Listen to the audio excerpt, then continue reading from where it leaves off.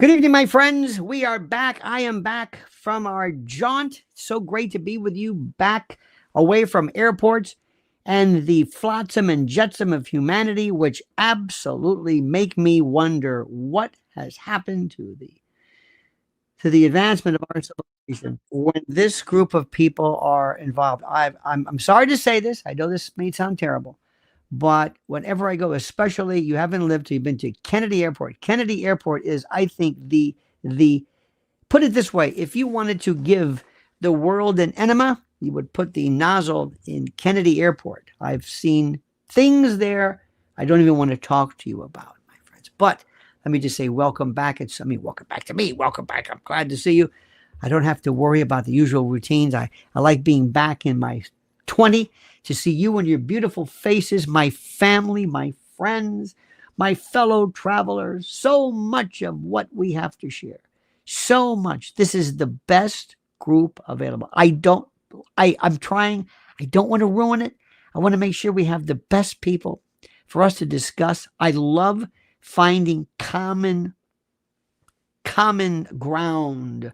I love finding issues where we all like to talk about it. There's a lot that we could be talking about, but it'd be rather arcane, rather recondite, viriloquous, as my good friend Baron Coleman brought up the other day. Veridical.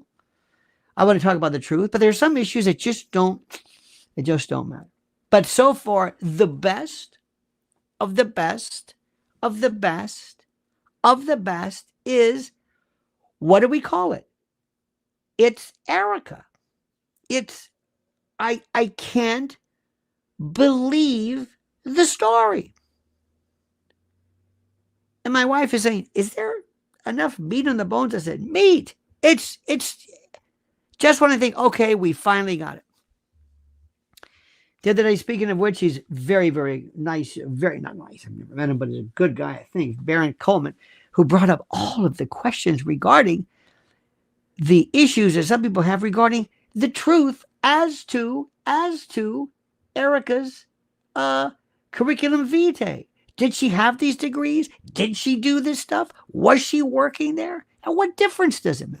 And then somebody was suggesting that they heard they heard Charlie say, she'd be a great president. He never said that. Nobody ever thought for a moment that this lunatic could possibly be the president. Nobody. Charlie never said that. This TPUSA, each one lies more than the other. I've never seen anything. Charlie never could have said Erika Kirk as the president of the United States. Are you kidding me? I just, how do they do this? No, seriously, how do they say this? Now, I did something before, which I wanted you to see, and I hope you saw the video today, but before, I was watching, there's some videos I just love to watch. I really get a kick out of it. And I was reading a book, by the way, listening to an audiobook, by the way, in the plane back, because it was dark. It was by Patrick, Patrick, is a woman, Ganya, and she's a sociopath. It's a wonderful, fascinating book.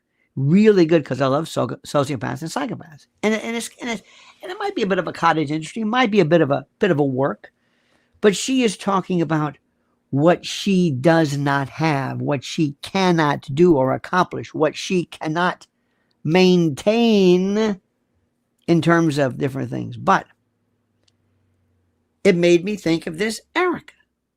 Give me one word, my friends, to diagnose her. One word.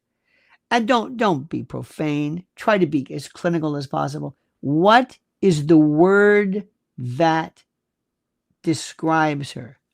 What is it? I don't want to say liar, but maybe that's it.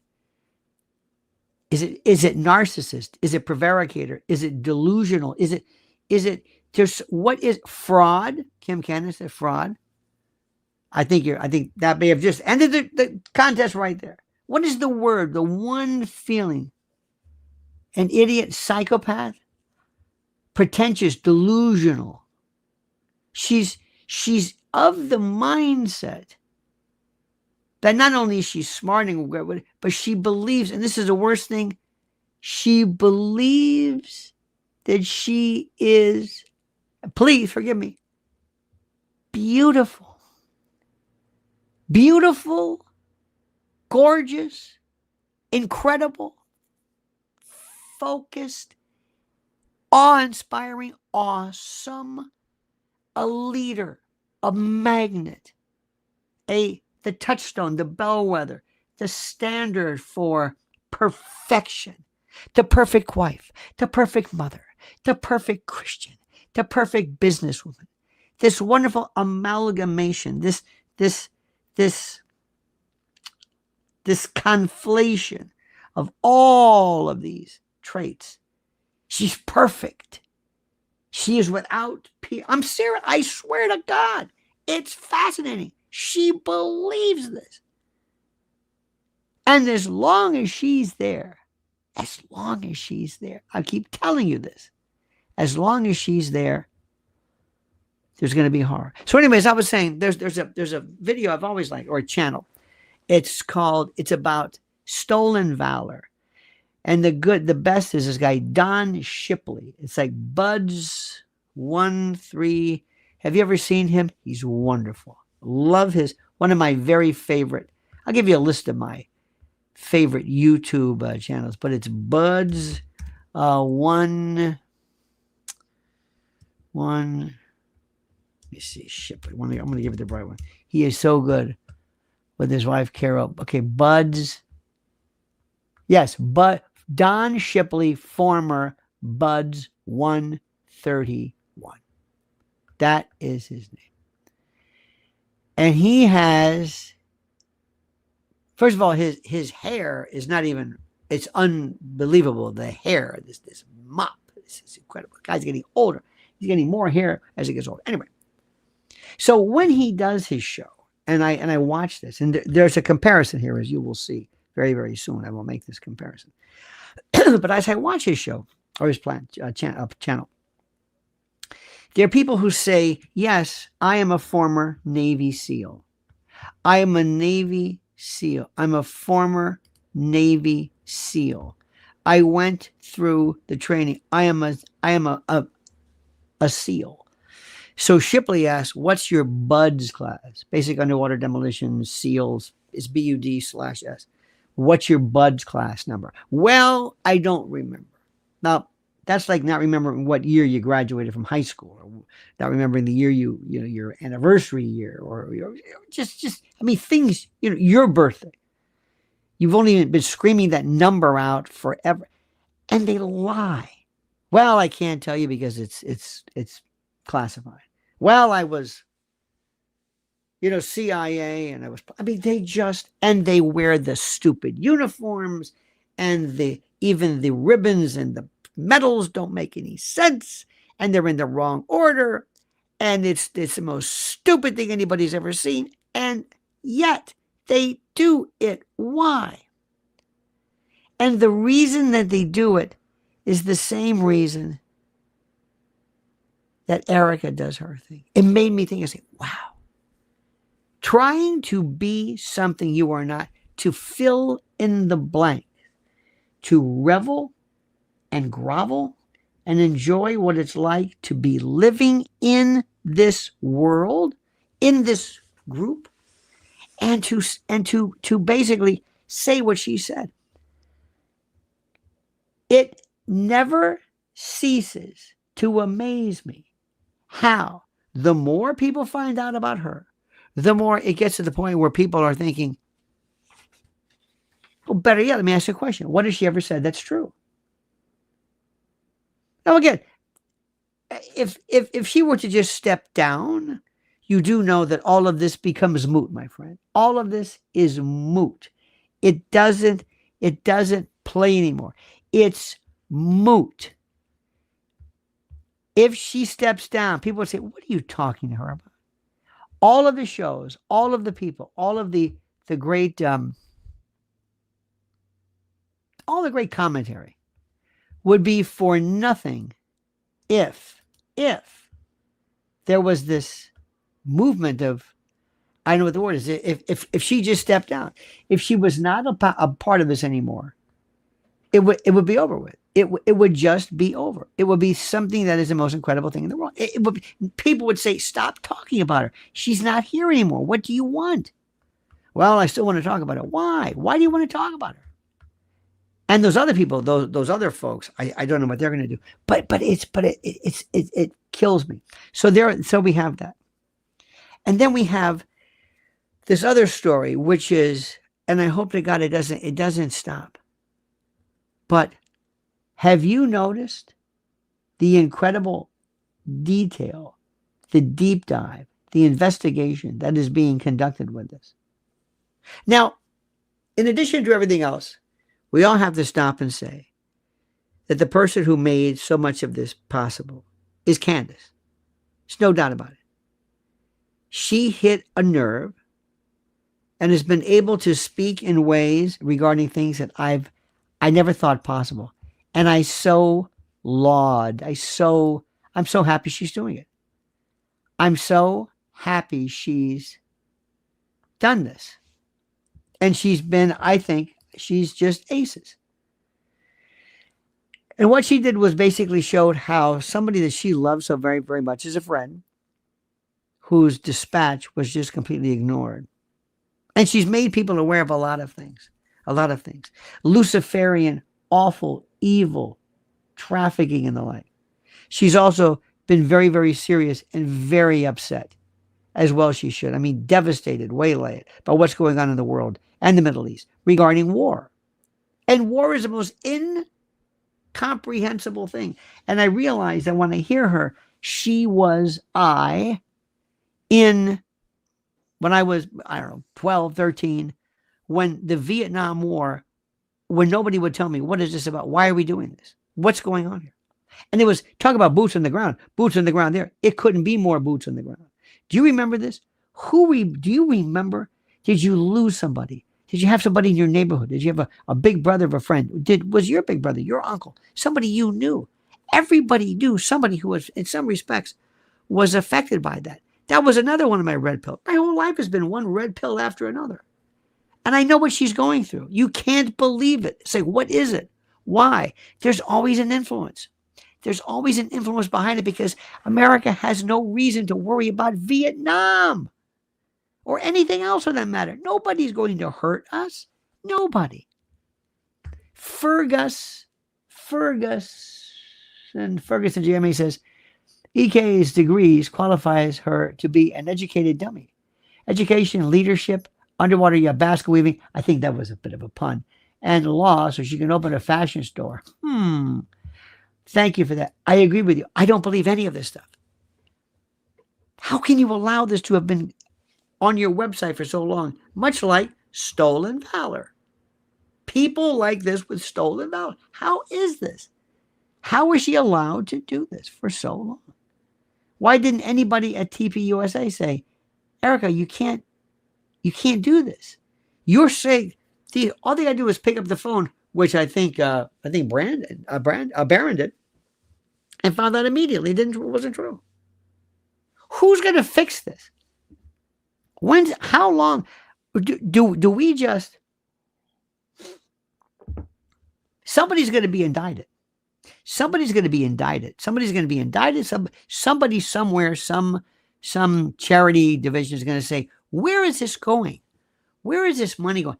How are you doing this? What exactly is it? What representations have you made that aren't true? How are you in the position of acting like this? It blows my mind. But then again, there's another example. See, if we have a child, somebody young watching us right now, we would tell them, well, listen, watch the adults talk and we'll yammer and we'll talk and we'll sing and we'll get upset, whether it's war, whether it's the shadow government or the deep state or the police state or the intel state or the ruling class or whatever it is, whether it's spending or whether doesn't matter. Nothing will happen. They don't listen to us. They don't care what we have to say. They don't care what we have to say. You know how tough that is? Imagine telling your kid that. Doesn't matter what we say. Do you believe this is the greatest country in the world? Yes or no? Do you believe this is the greatest country in the world? Yes or no? Be honest with me. Do you believe? And that's kind of a loaded question because you have to have some frame of reference. I've never lived anywhere else, so I don't. But do you believe we are the greatest country in the world? That what we do, nobody else has. Nobody else has freedom of speech. Nobody else has elections. Nobody else has due process. Nobody else has anything that we do. I think there are some places that certainly have less freedoms, fewer freedoms, I should say, than we do. But is it really that great? Do you see this representative government? Do you see people listening to us? Do you see that? Do you see this Congress that basically they talk among themselves? They're laughing at us. They have these pretend tribunals, these pretend hearings where they pretend to do something in our behalf. They don't do anything. And we keep putting up with it over and over. Is anybody looking into Charlie at all? Anybody? Anybody? Is anybody? Where is it? We don't have somebody to remind them, excuse me, what about this? And if you don't do that, what? See, government looks at you and says, okay, if you don't like this, what are you going to do? What? Tell me what you're going to do. I'm all ears. What are you going to do about it? I don't know what to do about it. But we keep telling them, we're saying, don't you understand something? That this world, this country, but the world in particular, is being run by the PDF folks. But versions of this, an evil that we have never seen in our lifetime, all of it in the open. From Spirit Cooking and Abramovich to all of these, to now with, we had remember, the Epstein files mentioned the pizza business.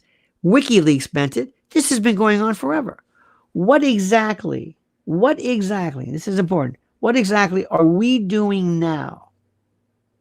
Or what must we do now to get somebody to pay attention to us? Name one thing that they've shut down that's some accomplishment. Can you think of anything? Can you think of anything? Tell me. I don't understand this. What are we? This is what, and I think Candace brought it up, and I've been saying for a long time. What is it exactly that we need to do to explain what's going on in the world? There was a time when if you said that there are people in the world today who are involved in human sacrifice, things that sound almost medieval. They sound medieval. And if you would have said this, they'd say to you, you're out of your mind. What is this preoccupation that you have with all this witchcraft stuff? And they make it sound like you're crazy. I've been through this. I'm telling you. You're sick. You're weird. You're a conspiracy theorist. You think that there's all these people in the world doing it. Yeah. Yeah. Absolutely. And they don't. They love to mock you. Have you noticed that? They love to mock you. Everything you say, whatever it is. I haven't even, if I bring up UFOs, because there's so much clamor for it to be revealed, people say, there you go again. You're just crazy. They think we're just crazy. This is all that happens. There is an evil in the world. There is an evil. And there's another thing too, which I don't understand. The people who claim to be the most religious, the people who claim to be the most Christian, talk about war and death and destruction like it's nothing. Like it's nothing. Like it's warranted, it's excused, or, well, if they didn't want war and death and destruction, they could fix it anytime they wanted. Really? The Vietnamese people, what did they do wrong? Well, they voted in. They didn't vote anybody in. What are you talking about? It's beyond. Name one thing that's impressive. COVID. Remember the terrible, the horrible, the world of COVID. Remember how we were subjugated to this ridiculousness. Do you remember this? Remember what they did? They didn't do anything. They just said, okay, we're tired of this. We're done. We'll move on to the next experiment. We didn't stop anything. We didn't stop anything. And now we have people who are proud to say, you know what I've got? I've got hydroxychloroquine and ivermectin that I've got ready to go. Yeah. Isn't that sad? Isn't that sad where you just can't say, I can buy any goddamn thing I want. Pardon me. I can buy anything I want. Any substance. And I don't have to ask you for permission. People are actually saying, isn't this great? I can buy ivermectin. Hey, this is sad. I've got to ask for permission to buy what? It blows my mind. We lost so much. You know, people say we lost muscle mass. We lost guts. We lost fortitude. Something happened to us before. You know, there's this part of us, which is the personality of our country, the personality of what we are and who we are. And we like to think that we're a very tough country, a very bold country, a country that doesn't put up with guff.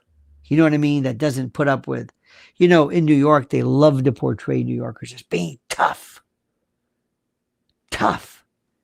Well, they can slap, you know, congestion pricing on us. Special taxes for you to drive in your city. In our city, they took all of the lanes away, so that you've got maybe two. The rest are parking, bike, walking. Nobody did anything. They elected a Democratic socialist, Zoran Mamdani. And by the way, there's a big goings on right now because the other night there might have been some either ISIS or ISIS-inspired people. But the people of New York, these tough people, voted this guy in. How do you think that happened? How do you think that happened? Let me ask you a question. Somebody asked me the other night, this was very interesting. Somebody said, what exactly is a false flag? I was having dinner when there was one member of our crew, young person, kind of a family mate. And she said, what's false flag? And I said, well, they said, why don't you answer? I said, well, okay, I think I can maybe do a good job. I said, you know, one of the things of what it is, it represents something very simple. If I want to get people to, let's say, not like a group of people, let's say I want a city not to like Russians or not to like the French or gays or trans or whatever it is. All I have to do is get somebody who theoretically represents that group,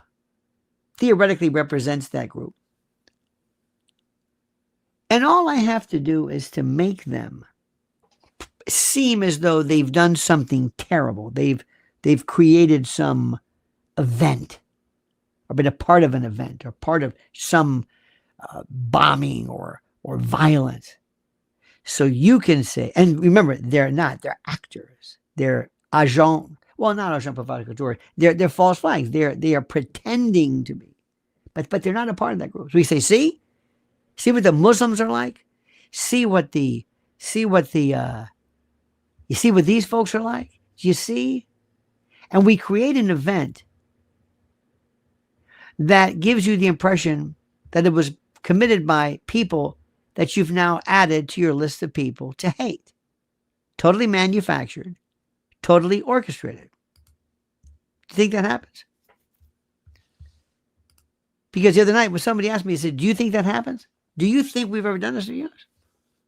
See, human beings do things that are just wonderful. We are the strangest people.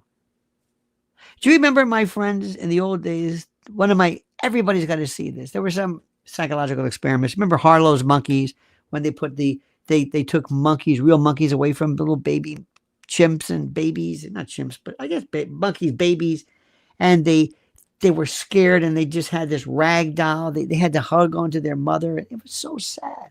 But it told us a lot about that, because that goes to who we are, the parental unit, how critical the parental unit is. But then in 1960, as you know, in Israel, they were prosecuting Adolf Eichmann, for being the architect of this horror, Holocaust and what have you. So there was, if you heard this, of course you did. You had to have known this. And there was a psychologist named Milgram. And Milgram said, I want to put something together. I want to create something. I want to create a mythical experiment in which I take people off the street who will answer the ad in a New Haven newspaper that says, come to this division, this class, and be a part of a Yale workshop, a study to determine something or other. And these people came, and the setup was they would sit in front of a monitor, and they had a series of switches. And these switches, theoretically, they were told, were connected to a series of charges and electricity and zaps that were connected to somebody they thought was in another room whom they couldn't see, but there was nobody there. And they wanted to see how far could people go.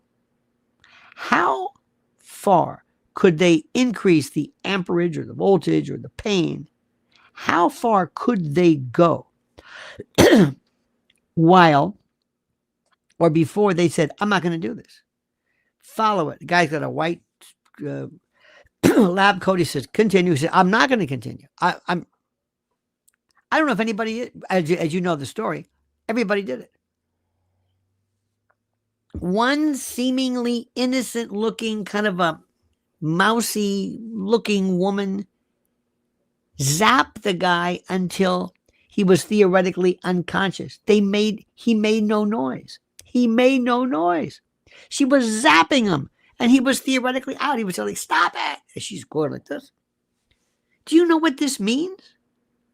Do you know what this means? This is the most important thing in the world. I'll never forget this. Those people in 1960 are here now and worse, and we've been desensitized to things. Whenever we talk about war or the devil or this or Charlie or pain or corruption, nobody responds because they've been desensitized.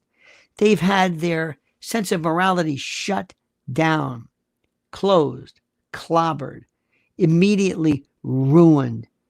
It's the most frightening thing I have ever seen. It is one of the most frightening things I have seen. And it absolutely is something I'll never forget. And 10 years later, they did the Stanford prison experiment, which was worse. They had to shut that one down. And they wanted to see, again, people, 1970, Stanford University, peace, love, make love, not war. Okay. And they took people off of the street, seeming, actual students. And they said, we're going to divide some of you into jailers, guards, some of you into prisoners. And they set up this artificial, this pretend, and they knew it was pretend, this jail.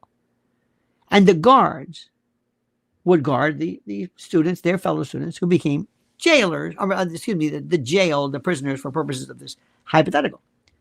Remember Lindy England? Remember Abu Ghraib? They were vicious like that. Young people. So what I'm telling you, my friends, is there is a contingent of humans out there, and we've known about this, who are evil. And they work in Washington, and they have ties, and they get voted in, and they claim to be Christian, they claim to be religious, and they always have a reason for what they're doing. They commit the most horrible of acts, and they just walk among us. And it's like they don't respond. I was listening to this book on psychopaths, and it was very interesting. She said, one of the things, sociopaths, psychopaths, it's almost organic, it's biological. You're born that way. You are never going to fix this. There's something wrong with your brain. Sociopath has almost been damaged. But she said, one time she was in a store and the person in front of her didn't have enough money to get through. And she was kind of in a hurry. So she said, you know what? How much did they owe? He goes, here, I'll pay for it. Just be done. And she says, that part of you that most people would feel good about? That part of you that would make you feel like, wow, I'm a good person. I did something really good right now. I'm the good Samaritan. She says, I didn't have that. I mean, I know it was a good thing, but I didn't feel good about it. I didn't feel good. I didn't feel good. The only time I ever felt good, she says, when she was a little girl. And there was this girl in her class she didn't like for whatever reason. And she said, I had in my hand a pencil. And I couldn't wait any longer. I stabbed her.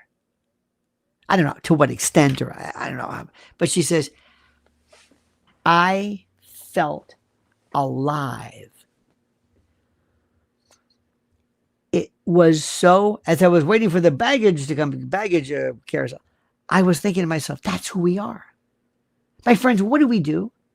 How do we fix this? We can talk about this all day long. It's fun to talk about. And I enjoy it. I'll be the first one to tell you. But if somebody said, okay, fix it, what do we do? How do we introduce empathy into people? How do we do this? How do we make people understand what exactly it means to feel? You see what I'm saying? How is it that, how do we try to reconnect people to morality? I never talked about this much about morality my whole life. Never. I never did. I mean, I did, to an extent, but not like this. There are so many levels of our society that are so bad right now, and it has nothing to do with politics. It's like who we are. It's the core of who we are. And I'm not asking this rhetorically. I really want to know, if I could pick you on my blue ribbon committee, what would I do? Where would I go? What would I do first? How would I start this? Is it the schools? Is it in churches? Is it groups? How long would it take? Would it take 100 years, 50 years, 10 years? Is it something that can be done at all? What will we do about it? Because like I said, we're talking about it, but nobody's wanting to fix it. And it comes down to the churches. It comes down to the schools. It comes down to families. Because I see things really bad right now. Really bad. Don't you? I see it. Bad. Our default mechanism is not good. Our default is not good. We're scary. And it was so funny. We were talking about different things. I was watching Candace tonight. Very interesting. Very good. She's at the top of her game. And she talks about things like, again, this thing about evil. And I don't know what's worse. Behaving directly in areas that are awful, where people are hurt and harmed and the like, or sitting back and letting it go without raising a finger. That's the thing I want to know. I don't know. And there's a lot that's wrong with this president, and there's a lot that's wrong with our system, and there's a lot that's wrong. But does anybody here suggest maybe going to the Democratic side? What are we going to do? I'm not asking rhetorically. I'm asking literally. I don't know what to do. What do we do? Do we ask for a third party? Do we conduct voter registration on our own? Do we try to do something which won't even take effect maybe until 25 years? Remember, we're going to be dead and gone before it even has any effect whatsoever, because for the most part, we haven't done anything. What would be our platform? What is it that we stand for? What is it that's different? If Trump is bad or Biden's bad, okay, what did they do that's bad? What is it that we're going to do that's different? Assuming we could get elected, what would the platform be? And it's one of the scariest things in the world, because people would say, I really don't know. Well, you got to tell me where to go. What do we do? What? And here's the best part. And I'm sorry to say this, but I'm going to say it. and I hope my dear friend, I think she's my friend. I hope she is. Candace doesn't take offense at this. But most people, let me start off, agree or disagree. Most people care nothing about war. They've heard about it their whole lives. And there's always a war someplace, and there's always some revolution. Do you agree that for the most part, Americans really don't care anything about it? No matter where it is. Ukraine, Middle East, Gaza, Tehran, anywhere. Does it matter? Beirut, Middle East, here? Except other than if it were here. If it were here, that's only boots on the ground people. Does that really mean anything? You know, I did a piece for my private channel, and I did this little the wars after after World War II, the Korean War, 50 to 53 years. Vietnam was maybe it's hard, maybe 10 years.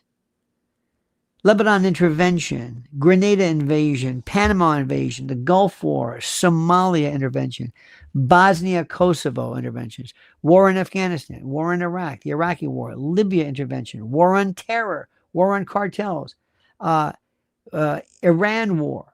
We have been at war since we've been here. We have been at war. How do you think people care about this? Do you really do? I don't think they care. I think they're used to it. I think they're used to it, and they really don't know any better. And I don't think it's their fault. I don't think they're bad people. But the question remains, in our existence, how many years have we been in war? What percentage of our existence is while fighting, while in a war? And we can debate whether a war is X amount of days or X amount of troops, but that's the question. When you think about it, it blows my mind. And again, how we can, in human civilization, organized human civilization is roughly 5,000 to 6,000 years old. Historical studies often note that there have been thousands of wars with only relatively brief periods of widespread peace. Some researchers estimate that humans have been involved in organized warfare about 90 to 95% of recorded history. In the United States, if we narrow it to the United States, the numbers are easier to calculate. Since we were established in 1776, about 250 years. During that time, the U.S. has been in wars or military conflicts for roughly 220 to 230 years, depending upon how you count smaller operations. That means that the United States has been in some form of armed conflict for around 90% of its history. And when you talk about war, it means, declared wars only, maybe, or military interventions, occupations, proxy councils, or conflicts. But think about this. It's something that, when you think about it, it absolutely kills me. Since day one. Sean says, that's sad but true on your comment that most of us don't worry about war. I'm guilty as charged. Doesn't involve my daily life for the most part. Let me ask you this. First, thank you for saying that. Thank you for even showing the slightest bit of kind of guilt, so to speak, where you're saying, I feel strange about this. But I'm guilty. I don't know what it is that I'm supposed to act like when something happens. Like if I say, well, I don't really care, I'm not really sure what I'm supposed to do. But some of us just don't care. It doesn't mean anything. So when you have people go on and say something, and I've done this, I remember during Vietnam, and I remember saying this, and during the time it was in song, and it was in movies, and film, and Broadway, and it was the Smothers Brothers, everybody. It was across the board, and everybody truly, and religious and clergy people were against it. But what happened was, We became inured to it. We just said, oh, well, what are you going to do? That's just the way it is. I wish it wasn't that way. I wish it was different. That's the problem. And when I hear these wonderful, incredible, beautiful words from Candace and others, and I think because she's showing, and don't get me wrong, this is not her. She's people forget how young she is because she's so brilliant, but these are her red pill years. This is what she's amassing this. So right now she shows this incredible anger. Like, how can you do this? But the problem is not that. Let's look over here. Name one question or answer one question. What was the largest bipartisan, if you will? Because, every now and then the Democrats would have no kings, their march, and they had that pussy hat march, that thing. It was a lefty. When was the last Republican, conservative, or right-wing march that just took over the nation?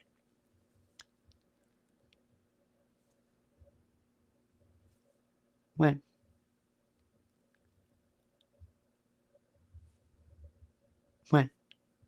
When was it?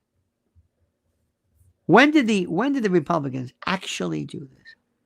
When did they say you have really done it now? When? Angela writes.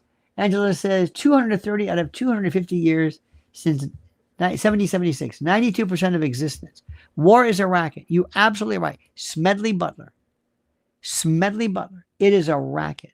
What is the purpose of this? Do you mean to tell me that going and killing people is the only thing available? I mean, that nothing can be done, that you can't negotiate anything? Nothing? Of course not. So we have so much to think about.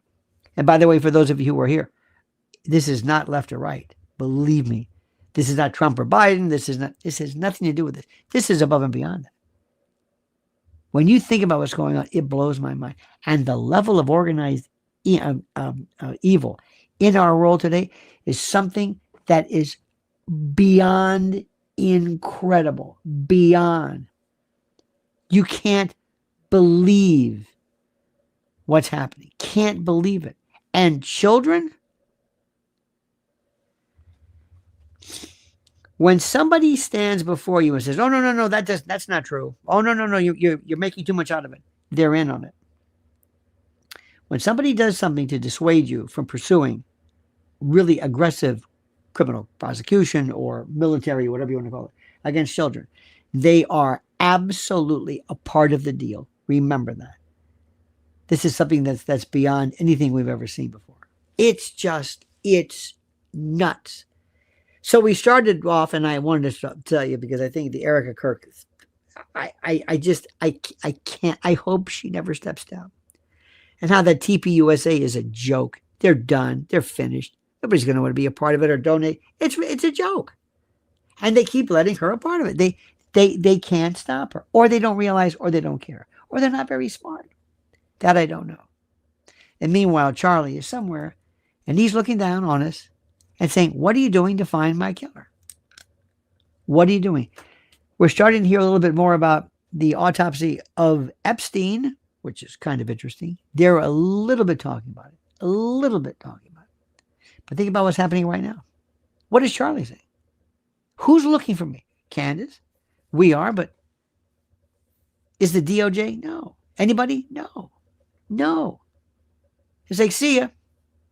Oh, he was so loved, wasn't he? Oh, every politician wanted to take a picture of him. Well, now you can help by demanding truth to exactly who removed him, who liquidated him, who to investigate this. Oh, no. We're not that interested. We have other stuff to do. Partly because they don't care, partly because they don't want to distract you, and partly because maybe they don't want you hearing what Charlie was thinking before he died. Who knows? We'll never know. So, my friends, I thank you. It is so wonderful and great to be back. I hate traveling. Those night out, those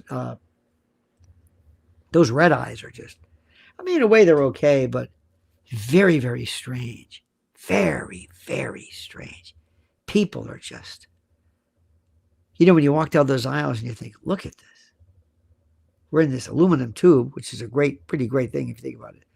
And also adults playing little games, but not sophisticated games, little cards. And I mean, really? I can't be any more, not depressed, but pessimistic as I am right now. But thanks to you, I thank you. I hope you had a great and a glorious weekend. I hope it is so beautiful in New York. Right now, it is 55 degrees, sunny today. Fantastic. Daylight savings or saving. I never get it right. It's around, so we'll continue. My friends, I thank you. I wish the best for you and your family and you. I hope you're doing great. I hope you're healthy. I hope you're feeling terrific and happy. I hope you're finding time to enjoy yourself. Please spend more time enjoying yourself, enjoying your family. Listen to music, read books, walk, do stupid things. Do whatever you want to do. Enjoy yourself. Vacations and naps and taking it easy are not just, it's not slovenliness. It's slovenly. It's necessary. It makes you recharge. It makes you think. So do that. Make sure you do that. So enjoy free time. Listen to music. Music. If it wasn't for this, I mean it. And my wife, of course. But if it wasn't for music, I don't know what I'd do. I swear to God, I don't know what I'd do. It's the only thing I know where I can go back and you know who's great now? Who's touring? Little Feat, which I love, and guess who? Guess who? Burton Cummings, Randy Bachman.